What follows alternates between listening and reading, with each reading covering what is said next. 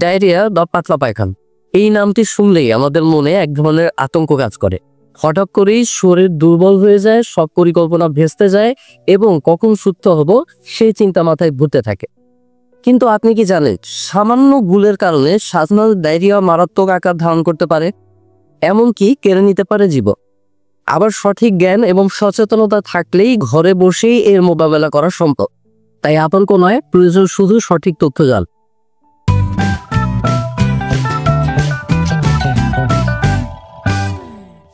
আসসালামু আলাইকুম, আমি ডক্টর গাজী সাজ্জাদ হুসাইন। আমার ইউটিউব চ্যানেলে আপনাদের সবাইকে স্বাগত জানাচ্ছি।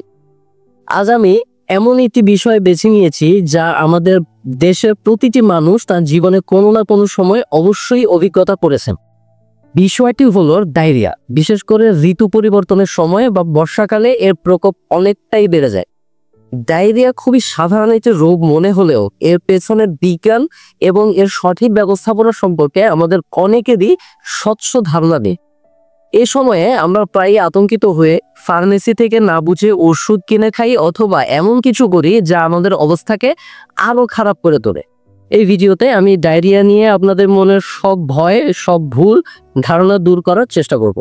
আমরা বৈজ্ঞানিকভাবে জানবো ডায়রিয়া আসলে কি এবং কেন হয়, এর সবচেয়ে বড় ঝুঁকি কোনটি, ডায়রিয়া হলে তাৎক্ষণিকভাবে আপনার করণীয় কি, কোন কাজগুলো ভুল করেও করা যাবে না, এবং সবচেয়ে গুরুত্বপূর্ণ কোন লক্ষণগুলো দেখলে বুঝবেন যে আপনার আর ঘরে বসে থাকা উচিত নয়, দ্রুত ডাক্তারের কাছে বা হাসপাতালে যাওয়া জরুরি।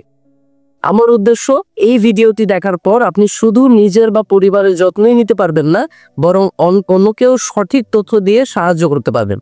তাই এই গুরুত্বপূর্ণ আলোচনায় আমার সাথে শেষ পর্যন্ত থাকার অনুরোধ রইল।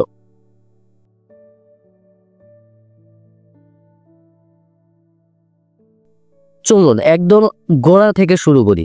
ডায়রিয়া কি? বিশ্ব স্বাস্থ্য সংস্থা WHO এর মতে যদি কোনো ব্যক্তির দিনে 3 বা তার বেশি বা স্বাভাবিকের চেয়ে পাতলা বা পানির মতো মলত্যাগ হয়, তবে সেই অবস্থাকে ডায়রিয়া বলা হয়। কিন্তু এটা কেন হয়? ডায়রিয়া নিজে কোনো রোগ নয়, বরং এটি অন্য কোনো সমস্যার একটি লক্ষণ। আমাদের অন্ত্র বা ইন্টেস্টাইনের প্রধান কাজ হলো খাবার থেকে পুষ্টি এবং পানি শোষণ করা। যখন কোনো কারণে আমাদের অন্ত্রে জীবাণু সংক্রমণ হয় বা প্রদাহ হয়, তখন এই পানি শোষণ প্রক্রিয়াটি মারাত্মকভাবে বাধাগ্রস্ত হয়। অন্ত্র তখন উল্টো শরীর থেকে অতিরিক্ত পানি ও লবণ অর্থাৎ ইলেকট্রোলাইট বের করে দেয়। এই অতিরিক্ত পানি ও লবণ মলের সাথে বেরিয়ে আসার ফলেই পাতলা পায়খানা বা ডায়রিয়া হয়। সহজ ভাষায় বললে, ডায়রিয়া হলো শরীর থেকে ক্ষতিকর জীবাণু বা টক্সিনকে দ্রুত বের করে দেওয়ার জন্য আমাদের দেহের একটি নিজস্ব প্রতিরক্ষা ব্যবস্থা। এবার আসি মূল প্রশ্নের উত্তরে। ডায়রিয়া ঠিক কি কি কারণে হয়? আমাদের দেশের প্রেক্ষাপটে ডায়রিয়া প্রধান এবং সবচেয়ে সাধারণ কারণটি হলো জীবাণু সংক্রমণ বা ইনফেকশন।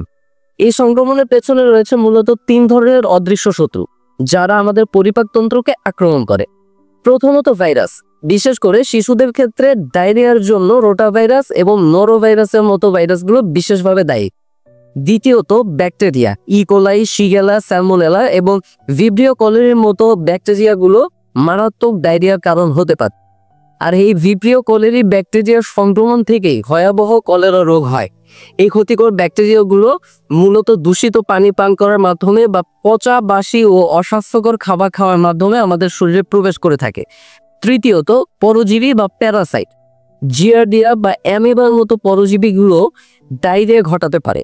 তবে সংক্রমণই একমাত্র কারণ নয়। এরপরেই যে কারণটি আসে তা হলো খাদ্যে বিষক্রিয়া বা ফুড পয়জন। অনেক সময় বাসি বা জীবাণুযুক্ত খাবার খাওয়ার ফলে আমাদের শরীর সেই বিষাক্ত উপাদানকে দ্রুত বের করে দেওয়ার চেষ্টা করে, যার ফলস্বরূপ ডায়রিয়া দেখা দেয়। এছাড়াও কিছু ওষুধের পার্শ্ব প্রতিক্রিয়া হিসেবেও ডায়রিয়া হতে পারে। যেমন অ্যান্টিবায়োটিক কোর্স চলার সময় এটি আমাদের অন্ত্রের ক্ষতিকর ব্যাকটেরিয়ার পাশাপাশি অনেক উপকারী ব্যাকটেরিয়াকেও মেরে ফেলে, যার ফলে হজমের ভারসাম্যে ব্যাঘাত ঘটে এবং সাময়িকভাবে ডায়রিয়া হতে পারে। এবং সবশেষে কিছু দীর্ঘমেয়াদী শারীরিক সমস্যা যেমন ইরিটেবল বাউল সিনড্রোম অর্থাৎ IBS বা ইনফ্লামেটরি বাউল ডিজিজ অর্থাৎ IBD এর ক্ষেত্রেও ডায়রিয়া এটি নিয়মিত বা অন্যতম কারণ হিসেবে দেখা দিতে পারে। সুতরাং দেখা যাচ্ছে যে ডায়রিয়া নিজে কোনো রোগ না হলেও এর পেছনে থাকতে পারে নানা ধরনের কারণ, যার মধ্যে জীবাণু সংক্রমণটাই প্রধান।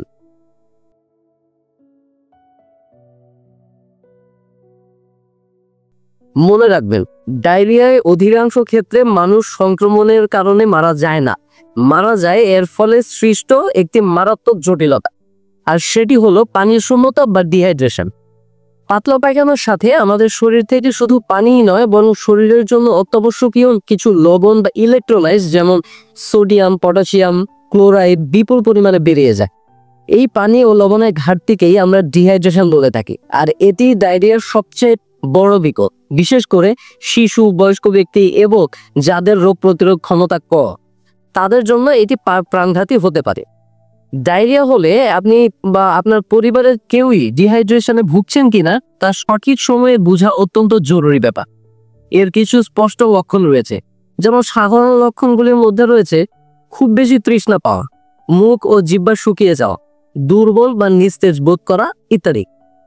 গুরুতর লক্ষণগুলোর মধ্যে রয়েছে প্রস্রাবের পরিমাণ অনেক কমে যাওয়া বা গাঢ় হলুদ রঙের প্রস্রাব হওয়া। বিশেষ করে শিশুদের ক্ষেত্রে 6 থেকে 8 ঘন্টা প্রস্রাব না করা একটি বড় বিপদ সংকেত হতে পারে। মাথা ঘোরা বা ঝিমঝিম করা, বিশেষ করে বসা থেকে উঠতে গেলে। ত্বক শুষ্ক ও খসখসে হয়ে যাওয়া। উদাহরণস্বরূপ, পেটের চামড়া আলতো করে টেনে ছেড়ে দিলে যদি তার স্বাভাবিক অবস্থায় ফিরে যেতে দেরি করে, তবে এটি পানি শূন্যতার একটি বড় লক্ষণ। চোখ কোটরের ভিতরে ঢুকে যাওয়া বা দেবে যাওয়া। শিশুদের ক্ষেত্রে মাথার নরম তালু বা চাবি দেবে যাও, কান্নার সময় চোখ দিয়ে পানি না করা এবং খুব বেশি খিটখিটে বা নিস্তেজ হয়ে যাওয়া। এই লক্ষণগুলো দেখা দেওয়ার অর্থ হলো পরিস্থিতি খুবই গুরুতর, তাই এই বিষয়ে আমাদের সর্বোচ্চ সচেতন থাকতে হবে।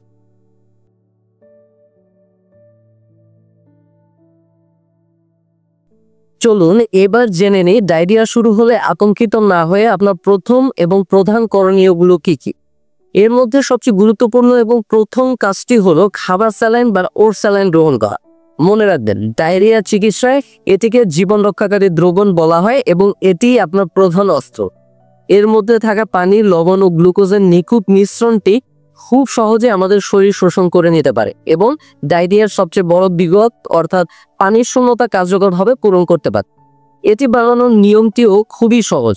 একটি পরিষ্কার পাত্রে 1 প্যাকেট স্যালাইনের সাথে প্যাকেটের নির্দেশনা অনুযায়ী ঠিক 500 মিলি বা আধা লিটার বিশুদ্ধ পানি মেশাতে হবে। এর কার্যকারিতা সঠিক অনুপাতের উপরই নির্ভরশীল, তাই কম বা বেশি পানি মেশানো যাবে না।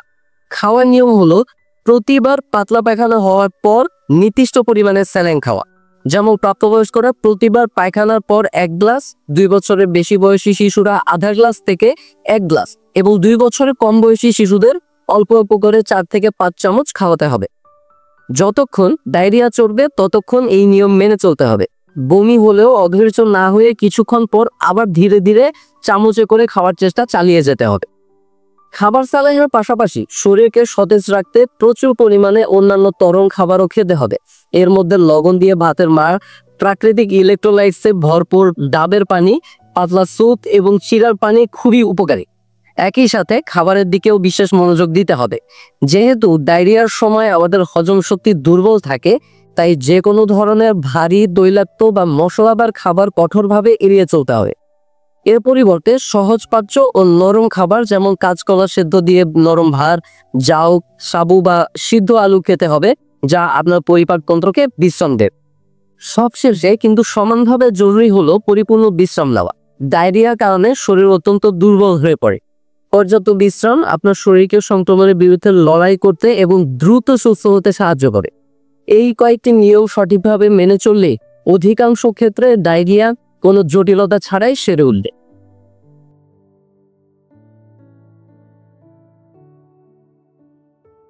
কি করবেন তা জানার পাশাপাশি কি কি ভুল কখনোই করা যাবে না তার জানা আরো বেশি জরুরি। আমাদের সমাজে প্রচলিত কিছু ভুল ধারণা ও অভ্যাস রয়েছে যা আপনার সাধারণ ডায়রিয়াকে একটি জটিল সমস্যায় পরিণত করতে পারে। এর মধ্যে সবচেয়ে বড় এবং বিপজ্জনক ভুলটি হলো ডাক্তারের পরামর্শ ছাড়াই ফার্মেসি থেকে পায়খানা বন্ধ করার ওষুধ কিনে খাওয়া। আমি আগেই বলেছি, ডায়রিয়া হলো শরীর থেকে ক্ষতিকর জীবাণু বের করে দেওয়ার একটি প্রাকৃতিক প্রতিরক্ষা ব্যবস্থা। আপনি যদি ওষুধ খেয়ে একে জোর করে বন্ধ করে দেন, তাহলে সেই জীবাণু ও টক্সিন আপনার অন্ত্রের ভেতরেই আটকা পড়বে, যা থেকে পরবর্তীতে টক্সিক মেগাকোলনের মতো মারাত্মক অবস্থা তৈরি হতে পারে। একইভাবে ইচ্ছামতো অ্যান্টিবায়োটিক খাওয়া আরেকটি গুরুতর ভুল। মনে রাখতে হবে, অধিকাংশ ডায়রিয়াই ভাইরাস জনিত। যেখানে অ্যান্টিবায়োটিকের কোনো ভূমিকাই নেই। আর ব্যাকটেরিয়া জনিত ডায়রিয়ার ক্ষেত্রেও কোন অ্যান্টিবায়োটিক প্রয়োজন তারা একজন ডাক্তারই নির্ধারণ করতে পারে। না বুঝে অ্যান্টিবায়োটিক খেলে এটি অন্ত্রের উপকারী ব্যাকটেরিয়াগুলোকে মেরে ফেলে এবং অ্যান্টিবায়োটিক রেজিস্ট্যান্সের মতো ভয়াবহ সমস্যাও তৈরি করতে পারে। এবার আসি খাবারের কথায়। অনেকেই ভাবেন যে কোক বা অন্যান্য চিনিযুক্ত কোমল পানীয় খেলে হয়তো কিছুটা আরাম লাগবে। এটি একটি মারাত্মক ভুল ধারণা।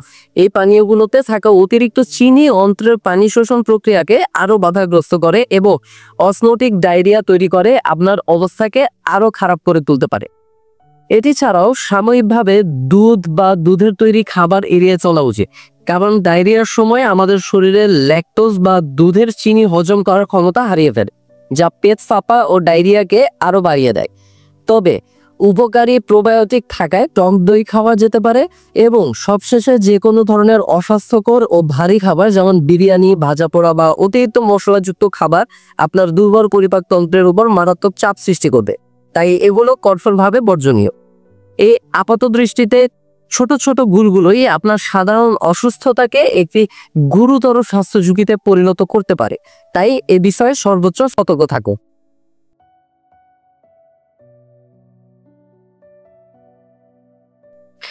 যদিও অধিকাংশ ডায়রিয়া ঘরে বসেই ভালো হয়ে যায়, তবে কিছু লক্ষণকে বিপদ সংকেত হিসেবে গণ্য করতে হবে। এই লক্ষণগুলো দেখা দিলে এক মুহূর্তও দেরি না করে দ্রুত নিকটস্থ ডাক্তার বা হাসপাতালে যোগাযোগ করুন।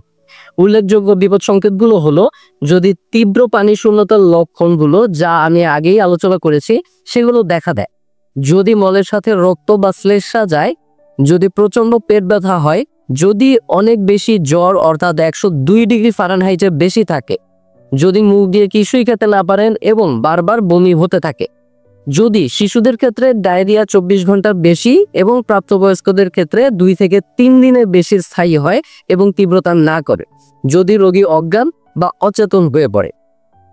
এই লক্ষণগুলো কোনো গুরুতর সংক্রমণের ইঙ্গিত হতে পারে, যার জন্য দ্রুত চিকিৎসা প্রয়োজন। তাই এই অবস্থায় দেরি না করে রোগীকে দ্রুত হসপিটালে নিয়ে যেতে হবে। তো এই ছিল ডায়রিয়া নিয়ে আমাদের আজকের বিস্তারিত বৈজ্ঞানিক আলোচনা। আশা করি আপনারা বুঝতে পেরেছেন যে ডায়রিয়া বলে আতঙ্কিত হওয়ার কিছু নেই। প্রয়োজন শুধু সঠিক জ্ঞান, সচেতনতা এবং সময় মতো সঠিক পদক্ষেপ গ্রহণ করা। মনে রাখবেন, আপনার প্রধান দুটি কাজ হলো খাবার স্যালাইনের মাধ্যমে পানি শূন্যতা রোধ করা এবং পর্যাপ্ত বিশ্রাম নেওয়া, আর বিপদ সংকেতগুলো সম্পর্কে সতর্ক থাকা। এই ভিডিওটির মূল উদ্দেশ্য হলো জনসচেতনতা তৈরি করা, কারণ সঠিক তথ্যের অভাবে প্রতি বছর বহু মানুষ, বিশেষ করে শিশুরা, প্রিভেন্টেবল এই রোগে মারাত্মকভাবে ক্ষতিগ্রস্ত হয়ে থাকে। তাই আপনার কাছে আমার অনুরোধ, ভিডিওটি যদি আপনার উপকারী মনে হয় তবে এটি আপনার পরিবার, বন্ধু এবং পরিচিত সবার সাথে শেয়ার করুন। আপনার একটি শেয়ার হয়তো কারো জীবন বাঁচাতে সাহায্য করতে পারে। ডায়রিয়া বা অন্য কোনো স্বাস্থ্য সমস্যা নিয়ে যদি আপনার কোনো প্রশ্ন থাকে তবে অবশ্যই নিচের কমেন্ট সেকশনে জানান। আমি আপনাদের প্রশ্নের উত্তর দেওয়ার চেষ্টা করব। স্বাস্থ্য সম্পর্কিত নির্ভরযোগ্য তথ্য পেতে আমার চ্যানেলটি সাবস্ক্রাইব করুন এবং বেল আইকনটি প্রেস করে দিন। সবাই সুস্থ থাকুন, নিরাপদে থাকুন। ধন্যবাদ।